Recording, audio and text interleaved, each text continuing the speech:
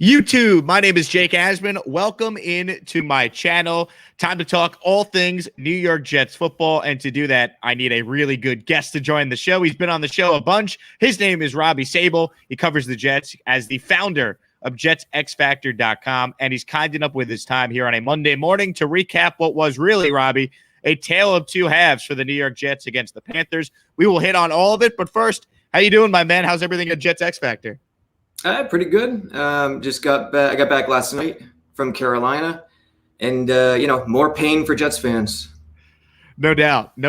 Some good, certainly some bad. We'll get to all of it coming up here in this video. A reminder, though, if you're watching the channel for the first time, please subscribe to the Jake Asman page here on YouTube. Just go right down below, hit the subscribe button, hit the thumbs up button to like this video as well. It helps the channel grow, and we certainly appreciate all the support as we continue to have daily Jets video content on this page. You also could follow me on Twitter at Jake Asman. I live tweet during all these Jet games. So if you want instant thoughts while you watch the game every week, follow me on Twitter at Jake Asman.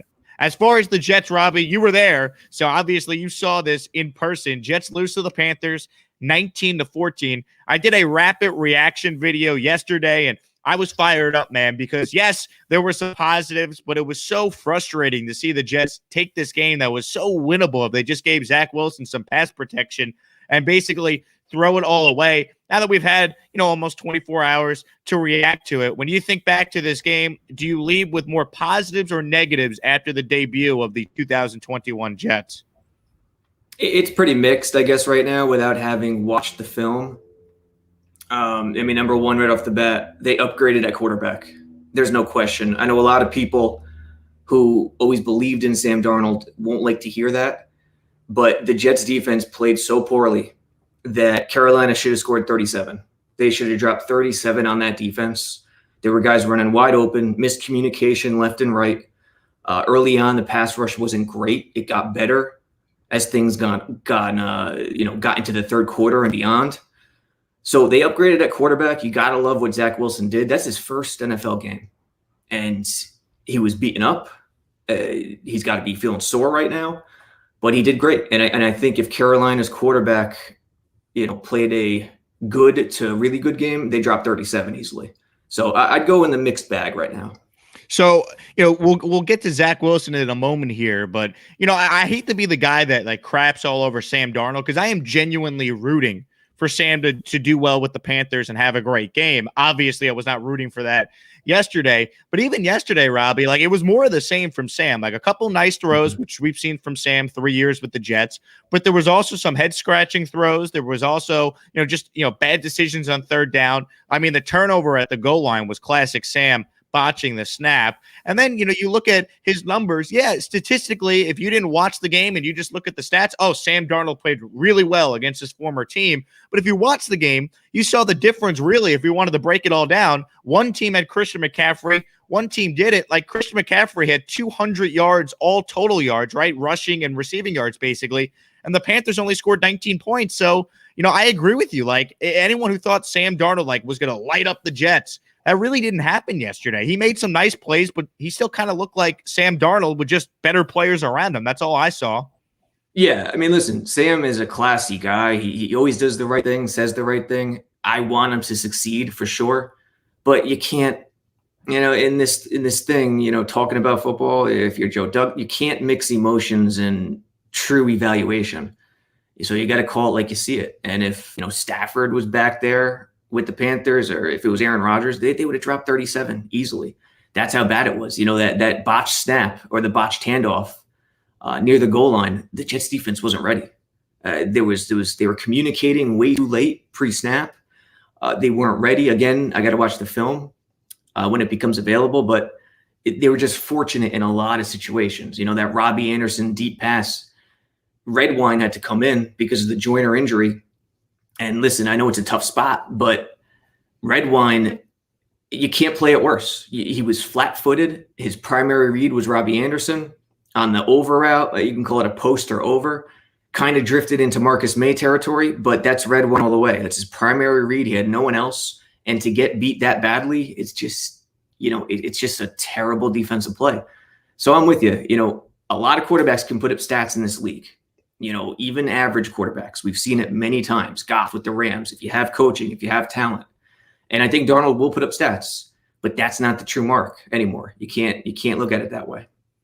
Robbie Sabo is with us here as we break down the Jets Panthers. They lose, of course, 19-14 in the season opener. The headline of this video, Robbie, is breaking down Zach Wilson's performance. And honestly, when I think back, and I got a chance to watch some of the game again this morning before we taped this video here, Zach Wilson, to me, played really well, even in the first half. Like the numbers are skewed because there were some drops and whatnot. But like Zach Wilson, he certainly played a much better game in the second half. But man, considering that he was pressured on, 1 in every 3 dropbacks he had yesterday, for him to go out there and show the toughness that he did, show the zip on some of these throws, like the 4th and 8 completion that he made to Braxton Berrios, the throw to Denzel Mims at the end of the game, both touchdown plays to Corey Davis. Like I come away from this game looking at Zach Wilson, and statistically he looks solid, but I come away really impressed with this young quarterback. I thought he had an excellent debut given the circumstances. You were there. What did you make of what Zach Wilson did on the field? Yeah, I'm with you. He got beaten up. He got hit. And what was one of the major criticisms coming in? How will he handle pressure? He was hardly touched at BYU. How will he handle that pressure in the NFL with the big boys? And in the first game, he did it flawlessly, with a terrible offensive line performance in front of him. And that's going to be the key when evaluating the O-line. How much of it was individual talent and how much of it was team mistakes? They could not handle stunts. A simple stunt they couldn't handle. And that's communication. That's feeling the guy next to you. So hopefully it's more about the unit, more about the team than the individual. Obviously, there's going to be some individual stuff that's ugly. But I think if a lot of it is about the team, because that was the first time they played together. AVT just got thrown in there. First time they played together, Becton goes down. They looked a lot better when Moses came into the game too. When Fant slid over to the left tackle, Moses at the right tackle, they kind of looked a lot better. But at that point too, LaFleur said, because of the situation, he just started throwing the ball, and he took his foot off of the rushing the ball, trying to establish the identity, which he did early. So it's an important thing for the Shanahan offense to do that because everything revolves around the run. But they definitely left some yards and probably points on the table by doing that early. But yeah, Zach Wilson, you can't ask for more, to be honest. You look at Zach Wilson, and all you need to know is that he started 1 of 11 when he had more than 2.5 seconds to throw. This is from Next Gen Stats, but then he finished 8 of 9 for 153 yards and a touchdown. So you could say maybe he needed a half to adjust to the quote speed of facing a first team defense, especially a good defense like the Panthers have in the NFL. But that's all he needed. Like he played a good football game in the second half. Like I'm sorry, like I like Sam Darnold as much as anyone. But if Sam Darnold was quarterbacking the Jets in that game yesterday, they probably lose 35-0. Like Zach Wilson showed me a lot, despite the fact he really had no time to throw for most of this game and just had to make plays with his legs. Like a lot of the big yardage plays the Jets made came off script because Zach Wilson, this is what he does. That's why he was drafted 2nd overall. Yeah, he's the perfect quarterback for today's league. He gets out of the pocket. He makes guys miss. And you can't ask for more. I mean, if you're a Jets fan, I know it sucks. You're hyped up coming into week 1. The defense, I think that's the biggest concern. The defense is going to be tough. What did the Panthers do right away? The first drive, the second drive, they started attacking the flats. They started attacking those 2 rookie linebackers. They tried to leave base in there to get Hamza and Sherwood both in the game at the same time. And Brady started attacking the flats. It's going to be tough. The defense will take time. But the quarterback, be excited because I think you finally have that guy. Obviously, things can happen to where it doesn't turn out that way, but I don't think that's going to be the case with this coaching staff. Offense, I would be cautiously optimistic. I think the offensive line can improve. They just need time together. McGovern and Greg Van Roten had a terrible game, both of them. But Moses in there, I think they'll see that on film. It really solidified things. Running back, we'll see. They're going to keep rotating. But Zach Wilson, Darnold will put up stats. He's got weapons. His offensive line was pretty good too. But Zach Wilson is the right guy moving forward. Give me your thoughts on just the connection that Wilson had with Corey Davis. We saw it briefly in the preseason, and it was nice to see a guy the Jets invested in this offseason, gave him a big contract, a guy in Corey Davis who they think is hitting his prime with the Jets, not coming out of his prime with the organization. It was nice to see him get up to such a strong start in his debut. Yeah, he's a big boy who can move fast. I mean, he's the perfect outside threat. I love that connection. And also Berrios. As soon as Berrios got in the game too, it was comfortable for Wilson again. One of the things people are wondering about, where's Mims? I think they want to play Mims. I think the problem is they don't want to put more in the slot. To play that slot, you got to be a great route runner. You need experience. And Moore's not there yet with rookie receivers. So if you want Mims out there with Davis, then Moore is exclusively on the inside. They don't really feel comfortable with that. It's Crowder, it's Berrios. And that's what kind of makes Mims, dispensable. So Davis, he's the 1A guy. I think Moore, don't be disappointed if you're listening to this right now. If you're disappointed with Moore's performance, yeah, he had that drop on that shallow cross. He could have grabbed that deep one down the middle. What was it, a post or the vertical from the inside?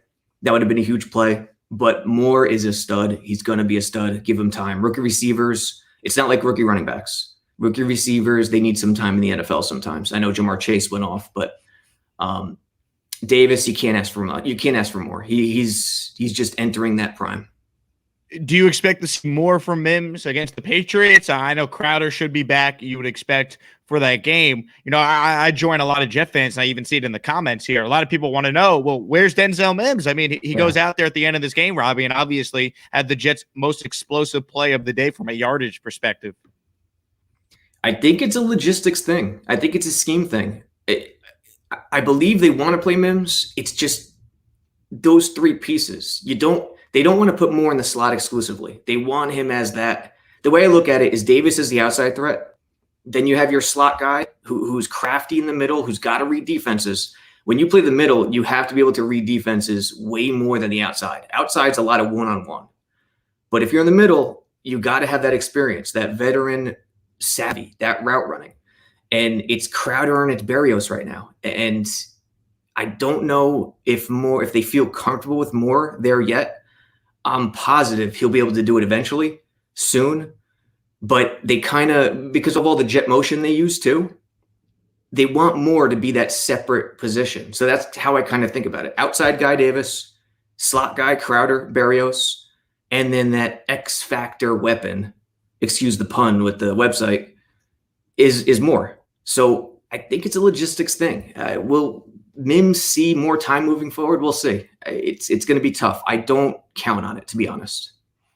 Robbie, let's talk about this Jets defense. Watching them overall, I mean, they only let up 3 points in the second half. It was a rough first half, but the second half, it was encouraging to see the adjustments defensively that the Jets made. I mean, we have been screaming as Jet fans for a coaching staff that can make some halftime adjustments, really since the days of Rex Ryan. It just has not happened for this team.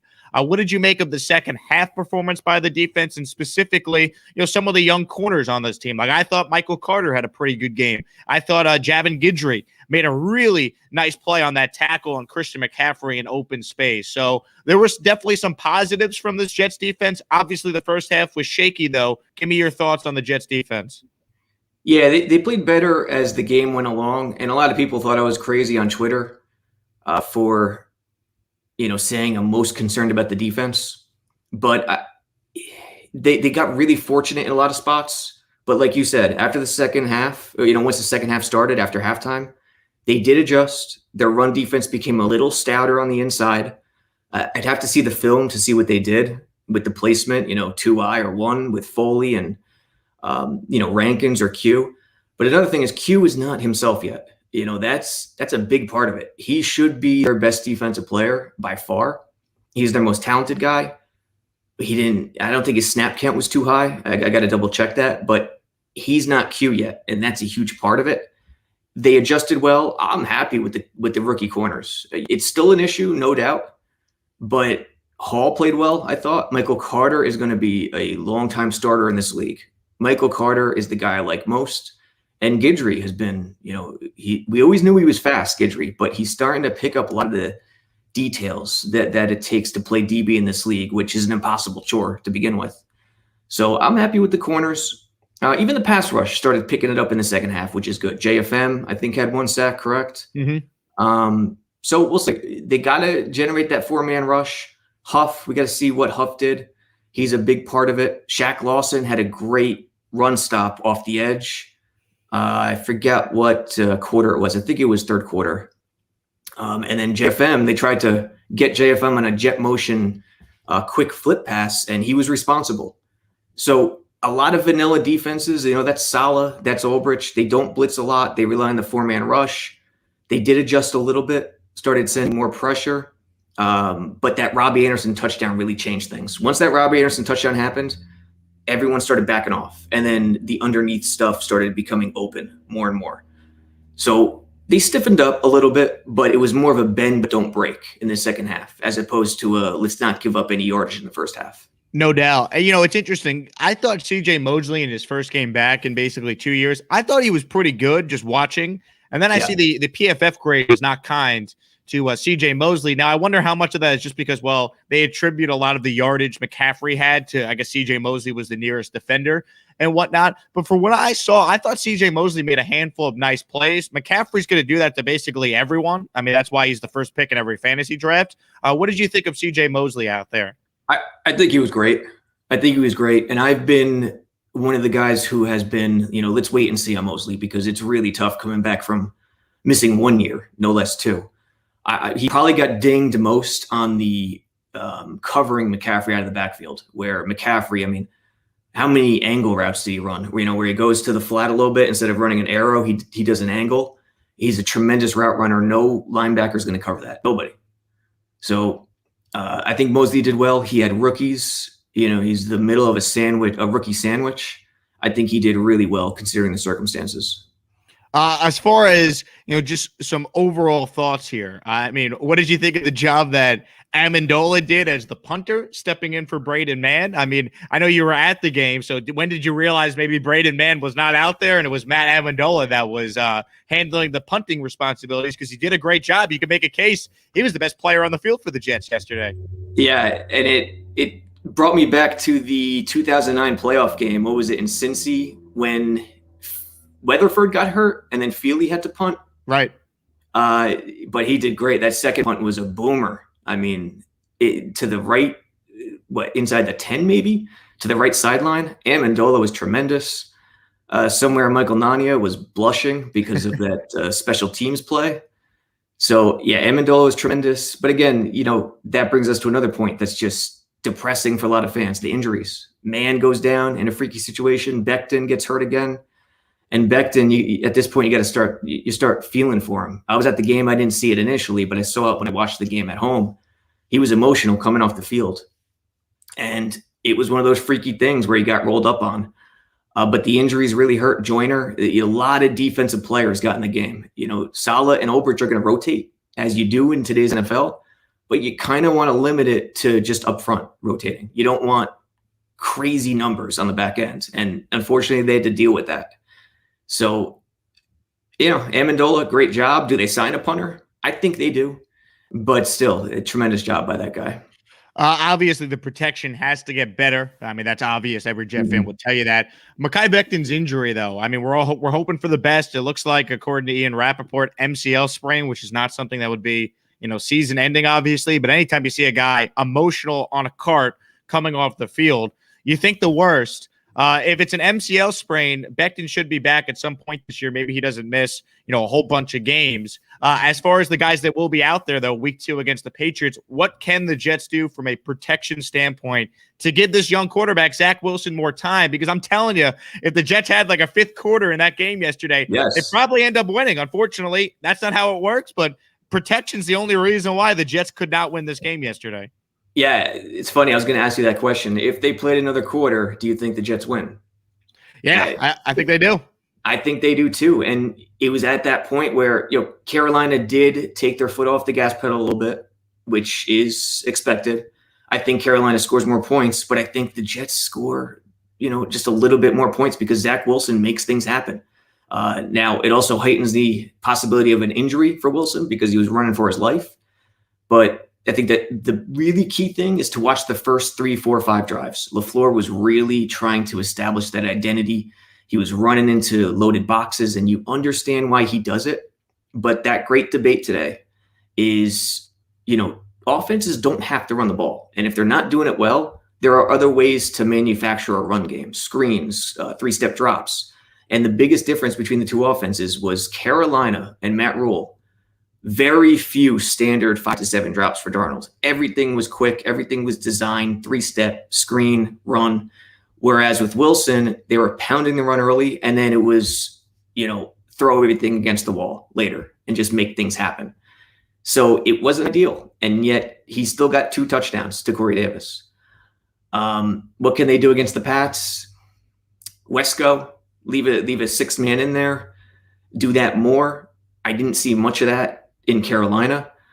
But the main thing is get Fant to the left side, Moses at the right tackle. You got your 5-man unit, and then you see how they work together this week, and then go from there and see what your strengths and weaknesses are. I see Keep It Simple RC made a point that I think you actually mentioned earlier. Was Fant better on the left? Yeah, I mean, the offensive line was definitely better. It wasn't great in the second half, but it was better in the second half when we saw Fant on the left side and Morgan Moses sliding in at right tackle. Yeah, absolutely. Moses makes a huge difference. I think Moses is a lot better than Fant overall, especially on the right side. And if Becton is struggling, you don't lose much with Fant in there as opposed to Becton. So Becton's a huge key right now. Obviously, overall, 1 game for Robert Saleh, 1 game for this coaching staff. Anything stand out, though, from just the coaching standpoint? We talked about LaFleur's play calling in the first half compared to the second half earlier, but overall thoughts on the debut for this coaching staff as the Jets, of course, start 0-1 in the Robert Saleh era here. I think it's if you're grading it, I think you'd go C, maybe. It wasn't anything spectacular, but it also wasn't anything distressful where you're really concerned. They made concerted efforts to adjust. They really take an old school mindset, which is fine, which works. Kyle Shanahan does the same thing. A lot of guys run the same offense around the league. It's the anti-Andy Reid or who's the new offensive coordinator in Dallas. I forget his name, but they were chucking the ball. Yeah, they were chucking the ball all over the place Thursday night. The run game wasn't working, and he said, okay, we're not going to waste downs. We don't have to run. We're going to let our quarterback do his thing with our weapons as long as we can protect him, and we'll go. So that's the big debate right now. Do you have to force the run when it's not there? LaFleur and this system believes yes. The good thing is, unlike the previous Jets regime, it wasn't too late when he said, all right, it's not working. We got to adjust. He didn't wait until it was too late. He adjusted at the appropriate time. So I think with that in mind, it was a pretty good job. He's Robbie Sabo, JetsXFactor.com founder. I'm on the website right now. They have full comprehensive breakdowns of the game. They got rumors. They cover the film. They do podcast analytics. Basically, if you're a Jet fan, you need to check out JetsXFactor.com. Robbie, I appreciate you making some time, man. I know you just got back from the game, so I know it wasn't the experience you and every Jet fan was hoping to see as far as a win, but I'm glad that you were there to experience it in person, and thanks so much for sharing your insight on the channel. You got it. And yeah, there's a lot of Jets fans down there, that's for sure. How was that stadium, by the way? Was it a good game day atmosphere? It was. And I like that stadium too. It's right, there's no parking lot. It's right in the middle of a city. And once you get in, I feel like every view is pretty nice. So in terms of the grading with the stadium, with the atmosphere, with the experience, pretty good job. There you go. Robbie, appreciate the time, man. We'll definitely get you on again soon. And everyone, make sure you're reading JetsXFactor.com throughout the week as the Jets get set for the Patriots in the home opener at MetLife Stadium. All right, signing off. Please subscribe down below if you're new to the channel. Like this video. Thanks to the 120 people watching this live right now. And if you're watching it after the fact, thanks so much for supporting the channel. Have a good Monday, everybody. See ya.